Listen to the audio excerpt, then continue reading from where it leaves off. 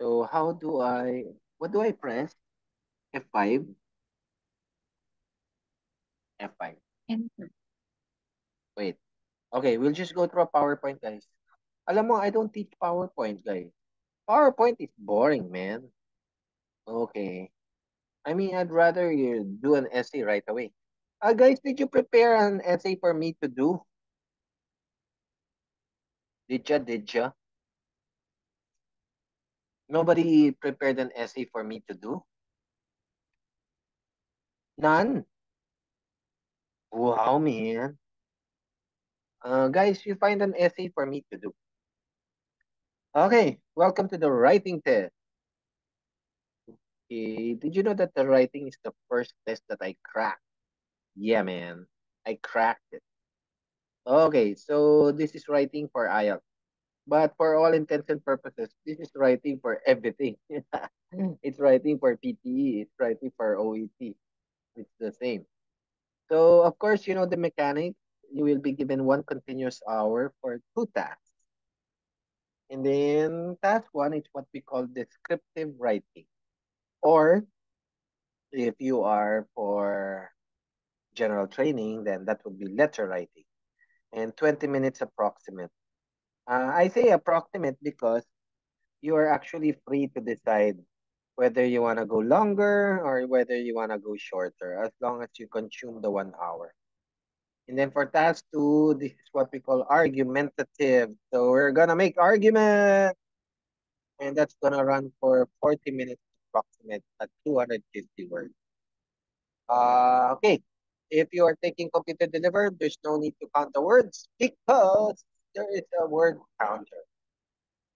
So descriptive writing is writing a short description on statistical information or data represented in tables, graphs, or diagrams. You will be judged on your ability to detect, guys. So that's so crucial. We need to detect the most relevant figures and then interpret information from statistics or representation. For letter writing, you will be judged on how you are to comply with the bullets or the task requirements using appropriate language and organization. For GT people, there is such a thing as letters to a friend, so the language should be appropriate. If it's a letter to like the head of a school, the language should be more formal, something like then for argumentative writing, you should be able to write convincingly on abstracts. Here. Abstract topic, general knowledge supposedly. Here. So what were the last prompts that came out? One of them was talking about sports, the other one was talking about animal extinction, the other one was talking about artificial intelligence. Wow. The other one was talking about, these are the recent ones. The other one was talking about climate change. Climate change comes out a lot, guys. You will be judged on your ability to present opinions in a logical manner, to establish cause and effect, to justify an opinion and exemplify when needed, to present both sides of an argument and to compare and contrast opposing arguments. Don't worry, guys, I'm gonna write one for you. So there are types of task two essays. So we have the persuasive or the A1 style, and then we also have the A2 style. These terms, guys, they came from JRUS, but for us, we use A1 and then A2. And Doc Jen, do you still remember these? No more. Just Naalala pa, forgotten. sir. Ay, okay. Naalala pa, sir. Sige, Doc Jen. Don't worry, Doc Jen, after this PowerPoint, I'm gonna demonstrate. And then, of course, the middle of the road essays, which I really love. So B1 is the coexist, B2 is the it depends, and B3 is the compromise. I love the middle of the road essays. In JRoots, we call them the MOR, middle of the road. And then, of course, there are what you call two-part question hybrids. So basically, these are essays where you are supposed to answer two questions. So some of them might be like a cause and effect, so that's really very A1, right? But there are two-part questions which ask you to compare two things. So that's where you now use the middle of the road or the review. Okay. So far, so good. So far, so good. Then just four more slides, guys. So criteria. Task achievement, the biggest of them, guys. Task achievement or task response. Task achievement refers to task one writing. Task response refers to task two writing. Okay. So what's that? How appropriately? So appropriately means generally that refers to the language that you use. For example, for ACAD people, your writing should be sufficiently academic there. All right. So that's appropriacy. It's, for school. And then accurately, meaning if you are able to, oh my God, Mona Lisa is just, okay. Yes, Mona. Okay. And then accurately, meaning, for example, for task one, if you are able to write, to spot the most relevant information.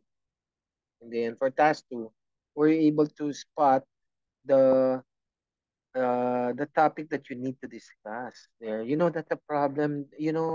Everything that's in the question prompt should be discussed. I tell you, students, they miss something in the question prompt quite often there. So accuracy is so important. You need to spot it, guys. And let's assume that you spotted. Okay, I spotted it. And then, so you make arguments. The argument should be relevant. That's another problem that is the threat to the 6.5 or the 7. Some people are not familiar with the topic. Yeah, so the arguments tend to be irrelevant. That's why we need ChatGPT, guys. We need it for information generation. If AI is going to immediately bring to your awareness the most relevant discussion on a certain issue, we really need that. We need it desperately there. So appropriacy is the language accurately is if you spot it, and then let's assume that you spot it, your argument should be relevant. This is a big problem. Many students say, "Sir, I'm not familiar with this topic." There, ouch, that hurts. The response fulfills the requirement set out in the task using the minimum number of words. That's task response. That's the biggest of the criteria. Coherence and cohesion, of course, refers to how you present the argumentation. It can be wait, it's here. The overall clarity and fluency of the message. So that one refers to the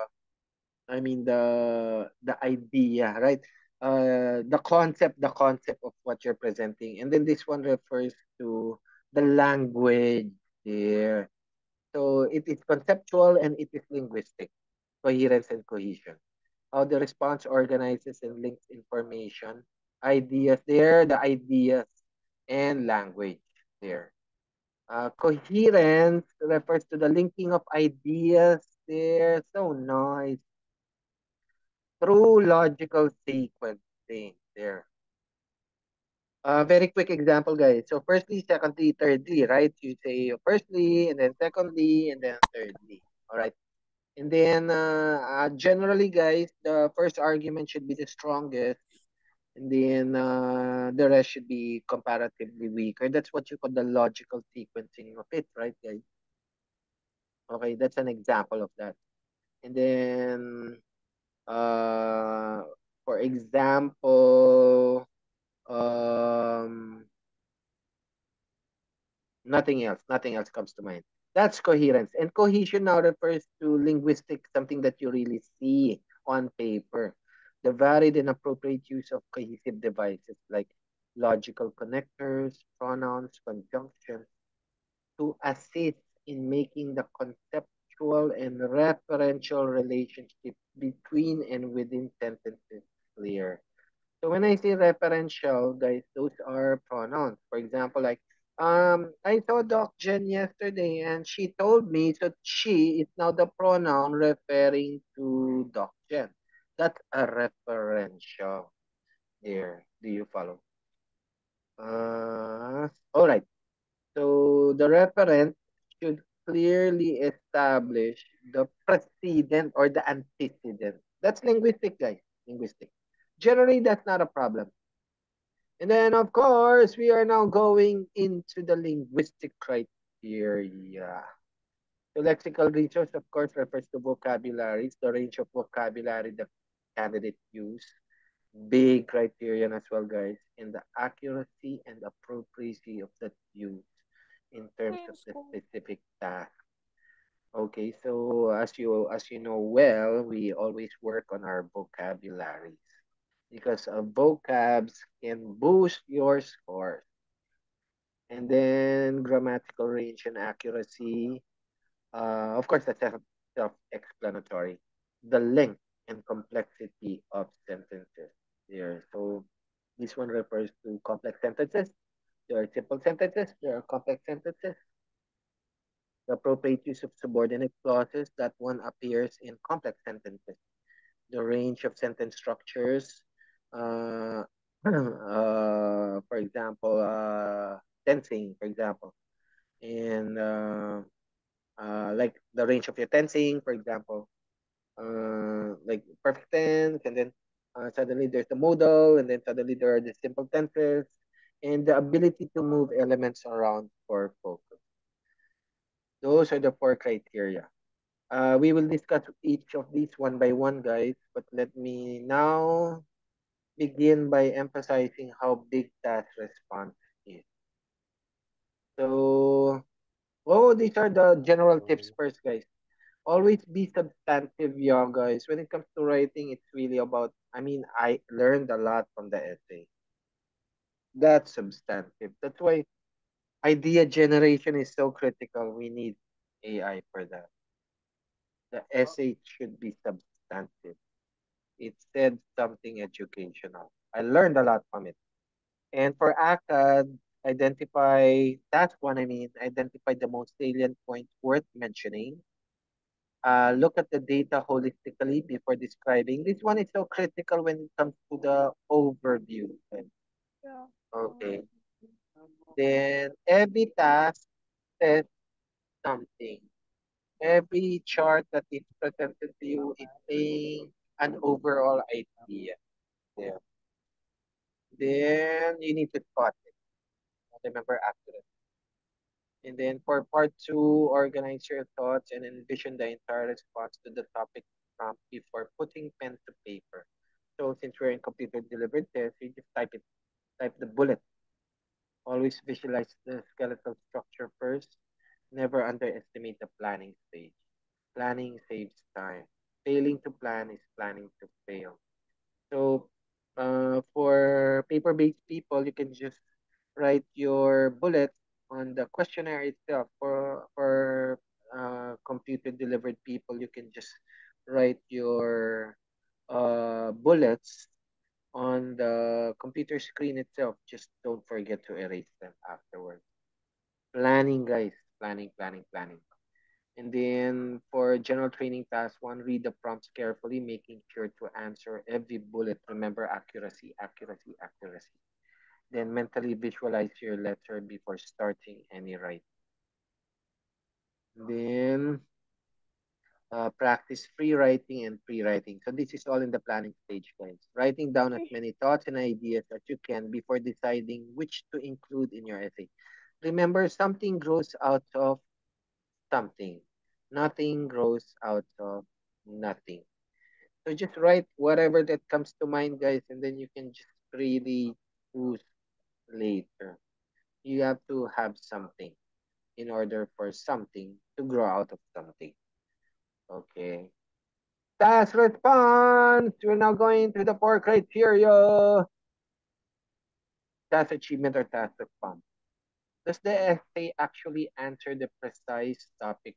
So remember accuracy, accuracy. Read the question prompt very carefully, guys. Every word. Are the responses relevant? So let's assume that you spotted it, accurate, accurate, and then your responses are lame, uh, clearly revealing limited knowledge on the topic. Oh, that's a factor. Did you complete the work in time? All of that is task response. So these are merely, this is really for mostly for paper-based guys. These are just mechanics. So please note title, follow the margins fully without splitting the words. For paper-based guys, write cursively if possible. Avoid time-consuming errors by crossing out. They're just cross out the errors for paper-based people. Write every paragraph in block format. This, for example, the way I presented this one, it's block format. The first line is all the way up to the margin here. It's not indented. Block format. Right from the very first line, a lot of space only between paragraphs. And then time management is critical in forming a balanced work because remember task response includes completing the work in time. So allot 20 minutes only for task 1 and devote the remaining to task 2. Task 1 is only a third of your grade. Task 2 is two-thirds of your grade. Some people do task 2 first. I wouldn't mind because that is the heavier essay. Plan better. Cram at the start, relax at the end, or better yet, cram all the way. Cram all the way, man. Don't ever relax. And then allow the page to grow. Write anything plausible, then worry about deletions or additions later. This is particularly helpful for computer delivered. Type and type and type. And then it tends to be noisy, guys. People are typing away. Yeah. There. Type, type, type, type, type. Then just worry about polishing later. Cram, cram, cram. And then once you miss a single required task response, your band 9 in this criterion will immediately drop to a band 5. Task response. I cannot emphasize that enough. So that's a band 5. And then you still have three other criteria. You have coherence and cohesion, lexical research, and grammatical range and accuracy. But your task response criterion is already at band 5 because you missed something. All right, guys. So just remember this. If you miss a word, that's a 6.5 already. Generally, let's forget about the individual scoring. You miss a word, 6.5. That's why it's so hard to get a 7. Students always miss a word. Okay. And then remember the three-step tango and cardinal rule. So, in a nutshell, the three-step tango is the first step is you discuss one side of the issue. The second step is you discuss the other side of the issue. The third step is you resolve the opposing side. The third step is the problem solver using the A2 style, which is the kill, the B1 style, which is the coexist, the B2 style, which is the it depends, and the B3 style, which is the compromise. That's the three-step tango. Three-step tango. And that happens when you are confronted with a crossover or two sides of an issue. It happens a lot. Even in speaking, it happens a lot. Like old versus the young, males versus females, the past versus the present, the city versus the country. All of these, they always come out. You need to attack them with the three-step tango. Okay, do not forget the three-step tango. And then, do not forget cardinal rule 2. which states that every single word or phrase in the question prompt should be expounded, expanded, explained, and elaborated. Every single one of them. I'll give you an example. In the question prompt, there's the word nowadays. Nowadays. When you hear the word nowadays, the immediate connotation is you're going to discuss something now in comparison with the past. That is the power of that adverb nowadays. So when you see nowadays, your line of argumentation should include a comparison with the past. That's just one word. And that is a word that students miss a lot. Do you follow, people? Task response. Task response. If there's something that you just need to remember, task response. It's just that. Spot the topic, responses should be relevant, end it in time. Okay, and then we'll move to the less important criteria. So coherence and cohesion, this is normally not a problem. I think students are really very much aware of the importance of markers. Is it well developed and supported? Does the essay make sense? Is the message clear and effective? Is it logical? Does it link conceptually and physically? Remember, in coherence and cohesion, there's the idea, there's the level of the conceptual, and then there's the level of the linguistic. Okay. Uh, and also remember that um, I forgot what I was just about to say. I hope I remember it later. Okay. And then feel free to use idioms, dive into the inferential, and then I'll always utilize the three parts approach: the intro, the body, and the conclusion. So the three-step tango that I mentioned, guys, falls into the body here. So the conclusion summarizes everything. The introduction introduces everything. Your three-step tango is in the body. In the body paragraphs, you resolve the problem. Discuss one side, cross over to the other side. The third step, resolve the problem. Resolve the controversy. Conclusion summarizes everything. All right. A more complex essay, that's the one, will additionally contain the problem solver paragraph. Make all parts link in ideas and in words. Once you write a single incoherent paragraph, your band 9 in this criterion will drop to a band 6. That's how heavy those two criteria are, right, guys?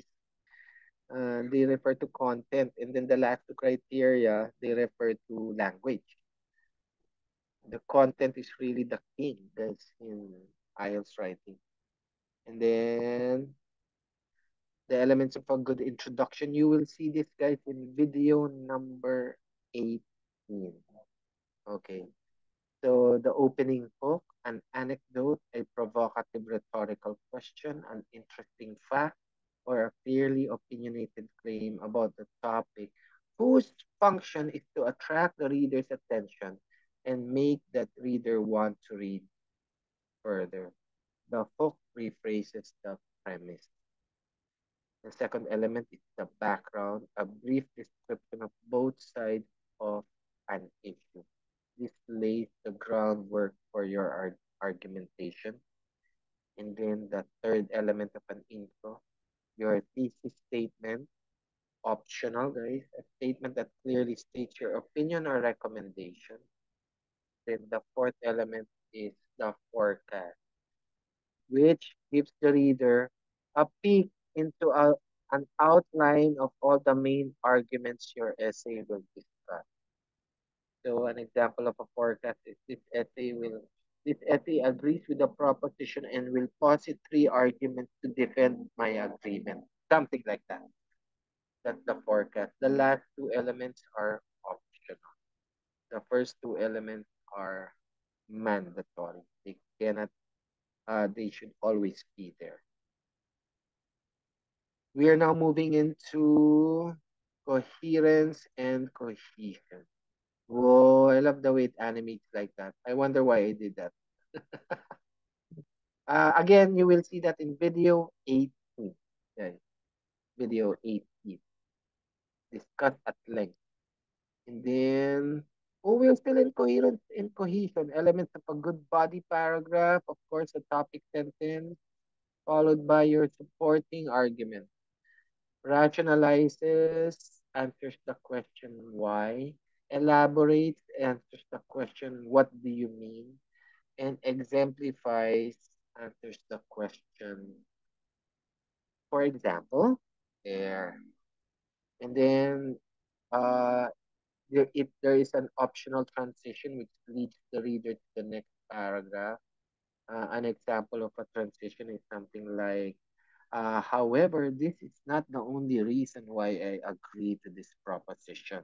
And then that naturally leads the reader to the next paragraph wherein you have the second argument. Optional, guys, the transition. Optional. Okay, but that's a really effective technique. And then the elements of a good conclusion, the concluding paragraph. To conclude means to arrive at an informed decision or summary after careful evaluation of the facts. Your conclusion should link conceptually with the body paragraph. It should answer the question, so what's your... Remember, the conclusion is just a summary, guys. It summarizes. So in the end, this writer feels that based on the arguments presented above, why are we even talking about this issue? Whoa, what a nice conclusion. And then utilize the closing hook, the very last question, an anecdote, a provocative rhetorical question, an interesting fact, or a clearly opinionated claim about a topic whose function is to leave the reader with something to reflect on. Stylistic, guys, stylistic, the closing hook there. Then connectors, of course. Uh, Everybody's so aware of this. Firstly, to begin with, in addition, secondly, furthermore, for me, I love using to begin with. I love using admittedly as my beginning body paragraph. Admittedly, something like that. I love using that. And then I tend to avoid secondly. I would say, i- um, uh, I would say a phrase like to expound, uh, wait, to elaborate further on my agreement, something like that, something fancy, something longer. But again, it's okay if you just say secondly or in addition. It's okay. Doesn't really matter. These are just connectors, guys. What's important is the relevancy of your argument and if you have spotted accurately what should be talked about. And then for academic task one, the relevant essay should contain some or all of the following: the highest data, the second highest data, the lowest data, and the significant middle there, the comparative data. Okay. Some or all of the following. This is very case to case, guys. Sometimes the lowest is not relevant at all. Sometimes the highest is not relevant at all. Very case to case. But it should contain any one of these four. Okay. And then for task two, oh, this really helps, guys. There are some, especially for speaking, I've noticed some talkers, they really have opinions and principles. They tend to be very philosophical. They have conviction there. I think in general, that's what IELTS does for us. It makes you educated and aware. It ends your days of apathy and your days of ignorance. Suddenly you begin to possess conviction about the relevant issues that affect your future. So do not forget, Don't go into the foreign country without conviction. Okay? Principle. All right. Whoa, it's animating again. Woohoo! And then we're just going to the last two criteria, guys. The linguistic criteria. So what's this? Grammatical reach and accuracy. We're just gonna speed through this. Watch out for your agreements and tenses, in particular the third person singular, where the verb, the third person singular, guys, is he, she, or it. That's in the third person singular. The verb always and only in that occasion in the third person singular ends with an S or ES, only in the third person singular. Articles are indeed problematic. You will notice that in your listening test. There are four articles: the a, the an, the, and the zero article. Zero articles, they appear in plurals. For example, there's no article for plurals. Mass nouns like money, you do not attach the article. Money comes with a zero article. Uh, Very quickly, guys, A and an are general. The is specific. So we only use the when we are referring to something specifically. We use a, an, or the zero article when we are referring to something in general. Okay. Vary your structures when appropriate and when you can. Switch modes from active to passive. Use perfect tenses. Employ conditional when possible. Mix simple and complex clauses. There's a video on this, guys, which talked about sentence complexity. That's a really nice lesson. Remind me on that, guys. Do not contract words. For ACAD people, contractions are not generally, they are not specifically practiced in academic writing. The exception is in GT writing, where contractions are expected. There. So do not contract, guys. This is a form of informality. Avoid contraction. And then watch out for one of the, which is always followed by a plural. And then a single punctuation error is a deduction. Therefore, watch out. So these are punctuation errors. There's a punctuation error there. Oh, comma. Okay. And preposition errors are common indeed. The rules in preposition in English are, especially for non-English speaking countries, they are tough. Okay. When a verb becomes an adjective, it becomes a past participle. So for example, the verb is write, and then when it becomes an adjective, the past participle is written. So the written essay, when the verb is here, when it becomes an adjective, it becomes heard there. The budget for education increase yearly. So that's the verb increase. The increased budget for education. That's the past participle. The verb increase suddenly becomes an adjective. And then the budgets are increased year. Okay. Those are just boring grammar rules. Okay. And then what's really more important is content. Finally, we are in lexical resource. Varying your vocabulary is critical. We we drill that a lot, guys. Avoid repeating words. Use synonyms or referential structures. English has a vocabulary of 2 million words. French has a vocabulary of over 100,000 words. That's how big English is. try to sound sufficiently academic. Do not over vocabularize unless you can. And then use hedging statements. It seems to be that. I may be wrong, but hedging is a statement wherein you belittle your opinion. That's very respectful, very common in academic writing. The researcher feels that, something like that. It may be because of, these are hedging statements. Appears that, in my opinion.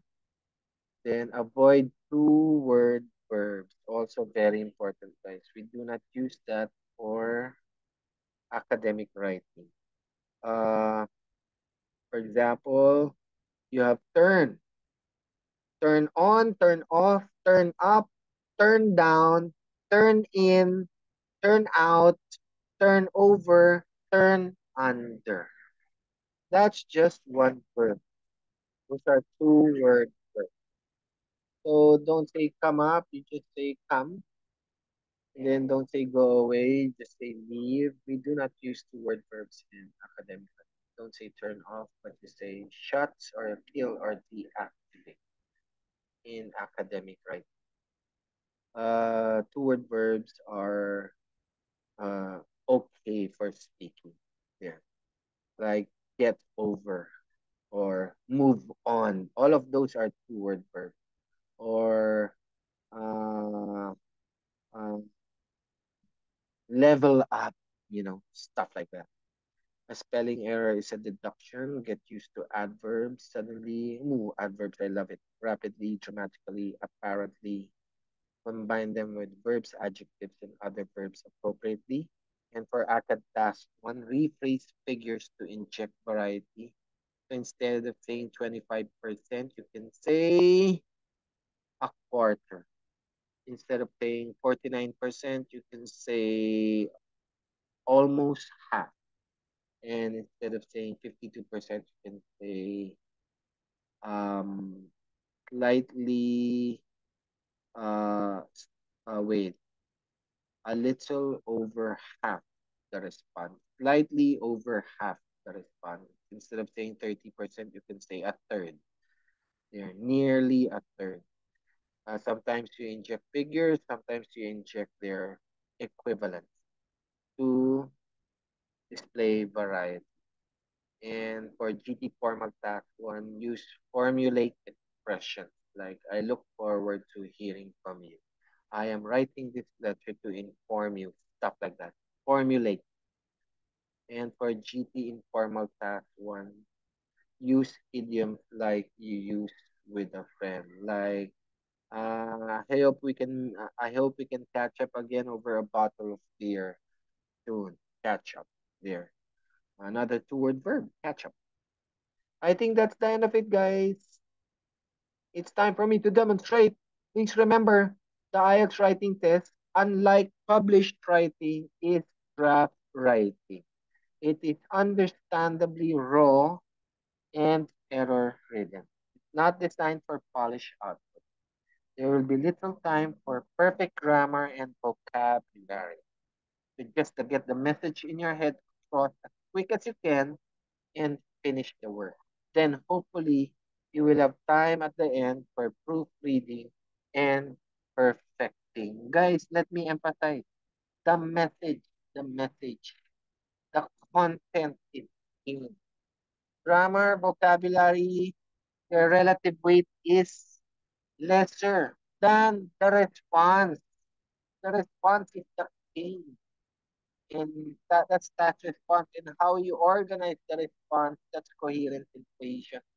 Get the response done and go back to proofreading and perfecting. Just get the message across. All right, as quick as you can. And then remember also that it's all a matter of perspective. The writing test is a speaking test with time multiplied more than 4 times over. How easy is that? So a speaking test runs to around, let's assume 15 minutes, guys. It's supposed to be 14 minutes officially.